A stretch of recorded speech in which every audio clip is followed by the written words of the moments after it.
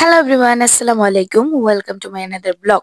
So সকাল সকাল স্কুলে চলে আসলাম। সো আমাদের স্কুলে দেখেন ডিজিটাল পদ্ধতির সুন্দর পাঞ্চ মেশিন আছে। সো পাঞ্চ করার পর আমি চলে গিয়েছিলাম আবার আমাদের হাজিরা বই আছে। এখানে আমাদের আগমন প্রস্থান সবই লিখতে হয়।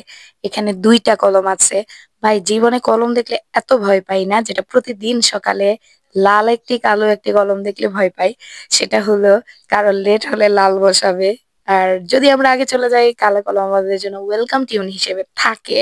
সো রেড কালারের কলমটা তো রেড জন্যই থাকবে, তাই না? পাশাপাশি বারান্দায় চলে আসলাম।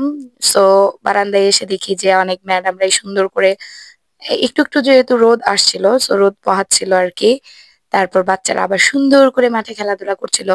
সব টিচাররাই আসলে অফিসের বারান্দাটায় সকালবেলা আসে। সো এটা আমাদের রায়হান মিস।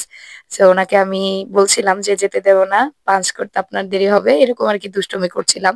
সো এই ছেলেটাকে বলছিলাম যে বাবা তুমি আমাকে একটু, আমি যেহেতু ভিডিও করে সবাইকে দেখাচ্ছিলাম, আমাকে একটু ভিডিও করে দাও। সো ও আসলে বুঝতেই পারেনি যে ভিডিওটা অনই হয় নাই। সো আমাকে ওরকম একটা দেখাতে পারেনি।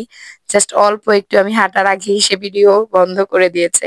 পাশাপাশি দেখছিলাম বাচ্চারা এত সুন্দর করে কি বলে এটা, ভলিবল ভলিবল খেলছিল। আমার দেখে খুবই ভালো লাগছিল, কারণ মোটামুটি প্রায় 6, 7, 8 এর বাচ্চারাও ভলিবল খেলা প্রায় শিখেই গিয়েছিল। 9, 10রা তো আগে থেকেই পারে। সো আমাদের একজন স্যারকেও দেখছিলাম যে ওদেরকে চিয়ার আপ করার জন্য অলরেডি ওদের ভলিবল একটা টিমে চলে গিয়েছিল। পাশাপাশি কিছু মানুষকে দেখছিলাম অনেক দূর থেকে কবুতর আর কি ছাড়ার জন্য এখানে এসেছে।